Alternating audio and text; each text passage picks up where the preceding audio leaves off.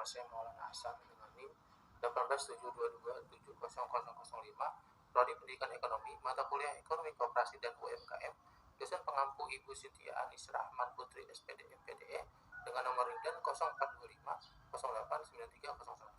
Di sini saya akan menjawab ujian tengah semester.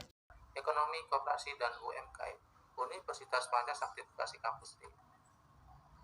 Pertanyaan pertama, jelaskan sumber-sumber UMKM pendanaan koperasi dan UMKM. Di antara sumber tersebut, mana yang paling menguntungkan? Yang pertama, tabungan sendiri. Pendanaan UMKM ini berasal dari dana pribadi, tak hanya tabungan saja, penjual aset pribadi pun dapat kamu lakukan untuk memenuhi kebutuhan modal usaha UMKM.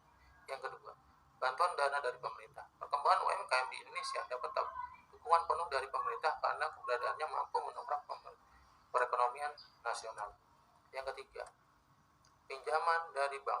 Pengajuan kredit usaha untuk modal UMKM memiliki persyaratan tertentu. Salah satunya adalah anggunan berupa fixed asset. Yang keempat, angel investor merupakan yang bersedia memberikan dukungan berupa dana untuk pelaku usaha, khususnya para pejuang UMKM. Dana dari angel investor akan diberikan pada awal usaha sebanyak 1 kali sebagai langkah pertama dari suatu usaha. Yang terakhir, pinjaman dari lembaga keuangan bukan bank. Lembaga keuangan bukan bank merupakan lembaga yang dikelola oleh pemerintah seperti Pegadaian, operasi simpan pinjam, pasar modal, asuransi, dan lembaga. Meskipun penyelenggaraan dana pensiun bukan bank, tidak berarti kamu tidak bebas dari bunga. Nah, di sini untuk yang menguntungkan adalah yang pertama, tabungan pribadi. Modal UMKM dan koperasi tidak jauh berbeda. Yang kedua, soal yang kedua, apa kontribusi yang dapat diberikan oleh koperasi dan UMKM terhadap ekonomi Indonesia? Yang pertama, menekan angka kemiskinan. Maksudnya, kehadiran UMKM sebagai bisnis berskala kecil sangatlah mampu membantu pemerintah mengentaskan kemiskinan di Indonesia. Hal ini, UMKM berpotensi untuk menggunakan sumber daya manusia sesuai dengan keahlian dan pengalamannya, mulai dari orang yang bertanggung jawab atas proses produksi, pengiriman, hingga penjualan. Yang kedua, meratakan kondisi perekonomian masyarakat. Sebagai bisnis yang bisa dikembangkan di berbagai wilayah Indonesia, UMKM juga berperan besar untuk meratakan kondisi perekonomian masyarakat, khususnya yang termasuk sebagai masyarakat menengah ke bawah, karena yang telah disebutkan UMKM bisa ditemukan di berbagai tempat, termasuk tempat yang jauh dari pemukiman modern, seperti halnya kota-kota besar. Berkat UMKM, kesenjangan ekonomi antar masyarakat menjadi lebih sedikit. Yang ketiga, menjadi sumber pemasukan devisa negara. Kontribusi yang dihasilkan oleh UMKM yang juga berperan penting bagi Indonesia adalah menjadi pemasukan negara dalam bentuk devisa. Seperti yang kita tahu, saat ini sedikit UMKM asal Indonesia yang mampu bersaing di dunia internasional dan mengekspor produknya di berbagai negara.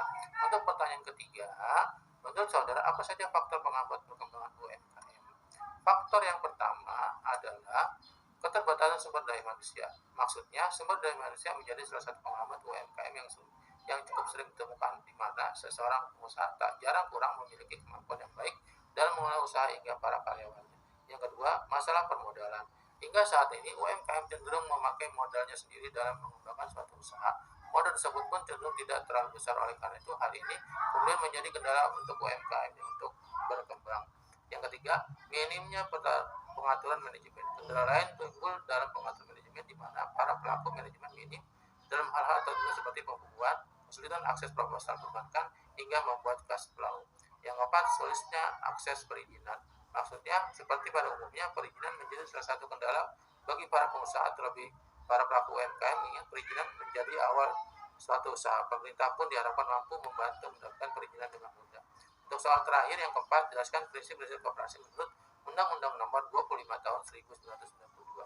Yang pertama, keanggotaan bersifat sukarela dan terbuka. Dikutip dari buku Seri Manajemen Koperasi dan UMKM Tata Kelola Koperasi 2017 oleh Marita Wibowo dan Ahmad Subagio, keanggotaan bersifat sukarela berarti tiap orang bisa menjadi anggota koperasi tanpa paksaan. Yang kedua, pengelolaan dilakukan secara demokratis, artinya pengelolaan koperasi harus dilakukan atas kehendak serta keputusan para anggotanya. Dalam badan ini, anggota koperasi memegang kekuasaan tertinggi. Yang ketiga, pembagian sisa hasil usaha dilakukan secara adil dan sebanding dengan besarnya jasa usaha masing-masing anggota.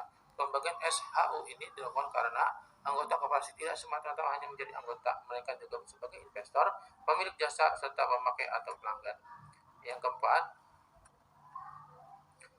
pemberian balas jasa terhadap modal dalam koperasi. Modal dibutuhkan untuk meraih kesejahteraan oleh karena itu, serta pemanfaatan bagi anggotanya, dan bukan sekedar mencari keuntungan. Oleh sebab itu, balas jasa terhadap modal dilakukan secara terbatas pula kepada anggotanya dan tidak didasarkan pada besaran modal yang diberikan. Adapun yang dimaksud terbatas ialah bersifat wajar, yaitu tidak melebihi suku bunga yang berlaku di pasaran. Yang kelima, kemandirian. Prinsip dasar koperasi yang selanjutnya adalah kemandirian.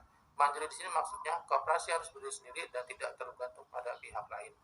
Yang keenam, pendidikan perkooperasian. Artinya pendidikan perkooperasian memberi bekal berupa kemampuan bagi anggota koperasi. Ini dilakukan melalui pendidikan serta partisipasi anggotanya. Dengan menjalankan pendidikan koperasi diharapkan mampu membantu setiap anggota dalam memenuhi kebutuhannya. Yang ketujuh, kerjasama antar koperasi. Prinsip dasar koperasi ini berarti bahwa tiap koperasi dapat menjalin hubungan guna mewujudkan serta mengembangkan perekonomian nasional. Tak hanya itu, kerjasama antar koperasi juga dilakukan demi meningkatkan kemampuan wawasan anggota, memperkuat solidaritas, serta mewujudkan kesejahteraan koperasi di Indonesia. Alhamdulillah, terima kasih. Mungkin hanya itu jawaban yang bisa saya berikan. Kurang lebihnya mohon maaf. Assalamualaikum warahmatullahi wabarakatuh.